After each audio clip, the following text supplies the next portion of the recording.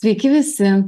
Kaip jau pristatė Richardas, esu Indrė Kontrimienė ir šiandien su jumis kalbėsiuosi apie design thinking procesą ir kaip šis procesas galėtų būti pritaikomas jums diegiant NIS2 reikalavimus. Tai jūs išgirdote šiandien labai daug sunkiosios informacijos ir man atrodo labai daug dalykų, ką galima daryti, kur galima eiti. O aš pabandysiu atsakyti į klausimą, tai kaip pradėti, kai nežinom nuo ko pradėti. Kai yra daug žmonių, daug suinteresuotų šalių, padaryti reikia iki galo neaišku ką, tai kaip mes galim visą šitą procesą susiorganizuoti. Tai mano pranešimas susideda iš tokių trijų pagrindinių dalių. Kas tai yra tas design thinking, jeigu jums niekada netekė susidurti dizaino mąstymas lietuviškai? Kaip veikia design thinking, kaip tas procesas atrodo ir kaip būtent mes design thinking galėtume panaudoti NIS2 planui. Tai pirmiausia, kas yra design thinking? Pagal apibrėžimą tai yra procesas, kai mes ieškome kūrybingų sprendimų arba tiesiog sprendimų produktą ar paslaugą naudojančiam žmogui. Ir čia jūs galite sakyti, tai kaip čia žmogui, ir ne, jeigu mes kalbam apie reglamentą. Tai va čia ir bus labai svarbi dalis atsakyti, o tai kur visame šitame procese dalyvauja žmonės, nes nesvarbu kokie reglamentai, žmonės mums visą laiką turėtų likti svarbiausia. Tai visas procesas savo eigoje paprastai atrodo va taip, ar ne? Daug žmonių su spalvotais lapeliais, kažkas sakytų, ką jūs čia žaidžiat, mes čia rimtais dalykais turim užsiimti. Tai į šitą nuotrauką galite žiūrėti kaip į daug informacijos vienetų suklijuotų ant sienos. Kai jūs tuose vienetuose matote ir apie NIS2 reglamento reikalavimus ir tuo pačiu apie jūsų komandos duomenis, jūsų įmonės duomenis, o ko jums reikia ir kuriuose vietose reikia daryti kažkokius pakeitimus. Tai jeigu design thinking anksčiau buvo labiau naudojamas produkto kūrimui ir taip kaip Harvardo žurnalas gražiai pasakė, dar 15 metais mes su design thinking pradėjom kalbėti apie produktus, kaip sukurti gerą produktą ar paslaugą, tai dabar jau tas procesas gali būti naudojamas ir pokyčiui, ir strategijos kūrimui, dėl to mes šiandien kalbam ir vat būtent pokyčio įgyvendinimui jūsų organizacijose, pavyzdžiui, atsirandant naujam reglamentui, ar ne? Dėl to, kad su to proceso pagalba mes galim labai aiškiai vizualizuoti, tai kur mes esame. Ir kaip matot, komanda dirbančios būtent tuo procesu, jie išsipiešia labai aiškiai, kur jie yra ir kur jie nori eiti, tai mes paprastai tą procesą tam ir naudojame. Kad galėtume nerti į patį panaudojimą, tai labai svarbu atsakyti į klausimą, o ko nori jūsų klientas. Ir jūs galite sakyti, tai kur čia klientas, mes čia ne su klientais kalbėsime. Tai šiuo atveju jūsų klientas būtų jūsų vidinis klientas. Vienas tas, kuris sako, dabar jums reikės naujo reglamento, ar ne, paties reglamento reikalavimai. Kitas vidinis klientas yra žmonės, kurie turės daryti pokytį arba su tuo pokyčiu vienu ar kitu būdu gyventi. Tai nekreipti dėmesio į tai, ko nori mūsų klientas, reikštų ateiti ir sakyti, žiūrėkit, yra naujas reglamentas, dabar jūs visi darysite taip ir neuždavinėja klausimų.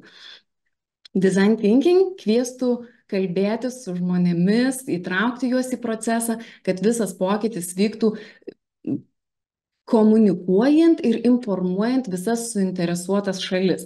Tai čia būtų visi tie žmonės, kuriuos kažkaip vienaip ar kitaip reglamento įgyvendinimas jūsų organizacijoje palies.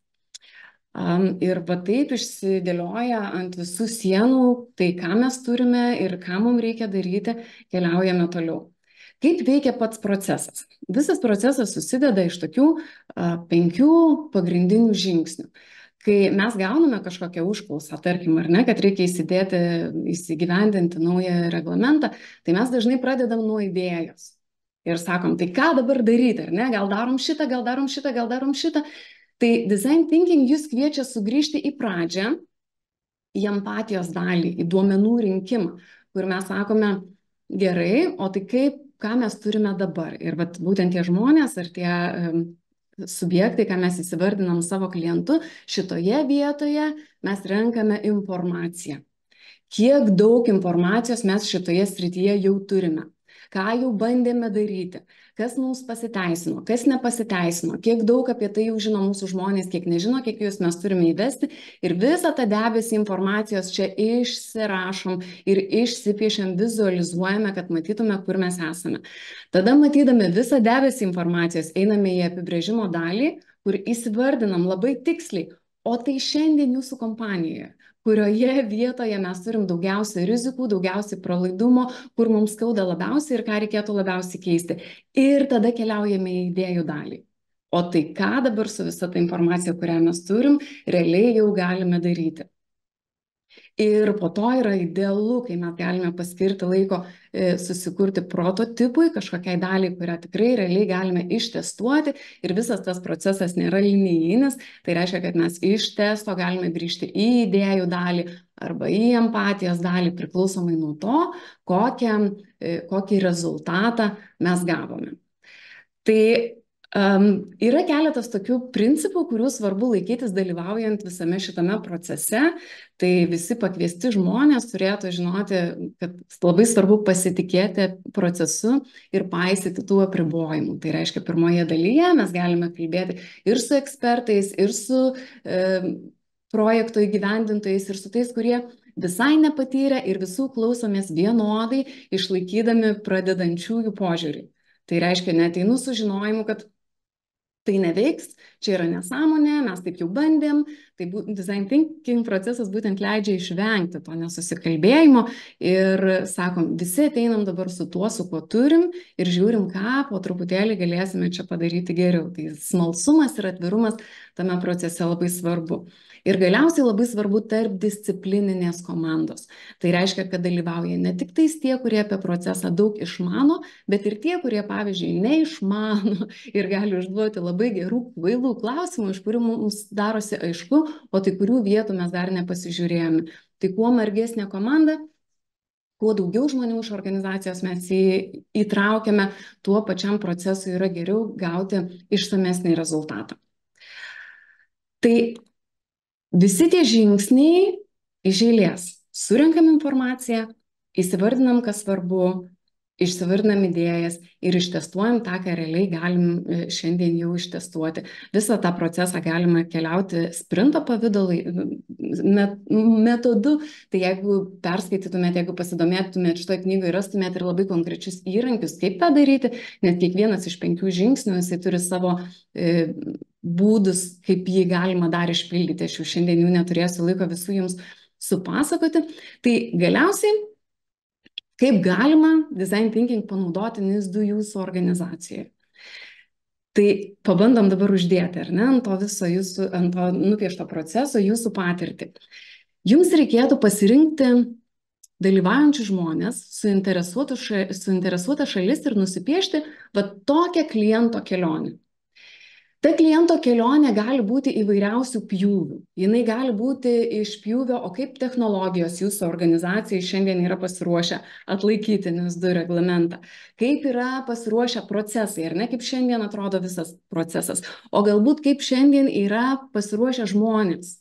Kaip tuos atskiras reglamento dalis atspindi, supranta ir moka su jomis elgtis arba nemoka žmonės.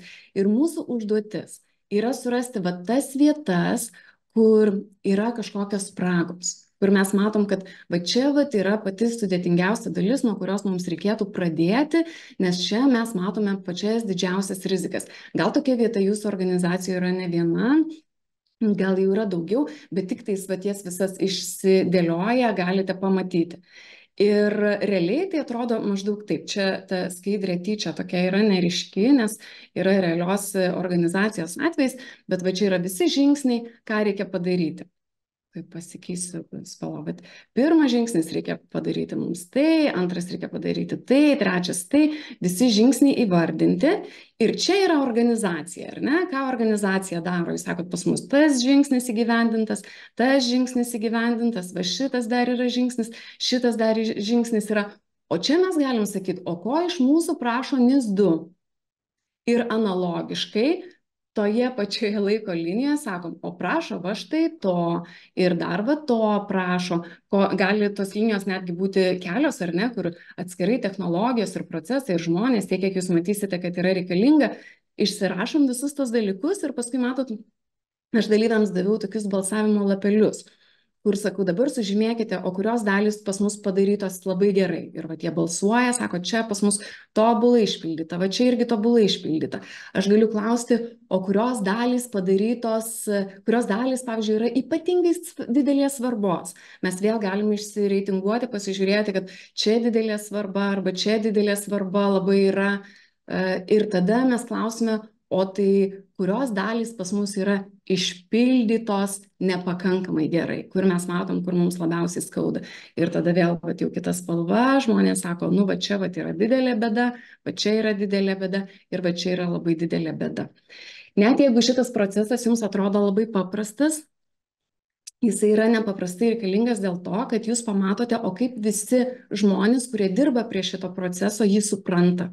Jūs matote, kokius klausimus jie užduoda, matote, kokią informaciją dalinatės ir tada po tokio workshopo ar susitikimo jūs galite matyti visą pilną paveikslą, o tai kur mes esame. Mes susivienodinam, kad būtume ant vieno lapo ir galim tada sakyti, va čia yra mūsų prioritetas numeris 1, nuo kurio mes pradėsim, čia yra mūsų prioritetas numeris 2 ir čia yra prioritetas numeris 3. Nes visų dalykų padaryti greičiausiai nespėsim, kas yra tie, nuo kurių pradedam jau nuo rytojaus, ką pasidarysim per mėnesį, o ką galbūt iki metų galo, o ką tiesiog būtų smagu turėti kada nors.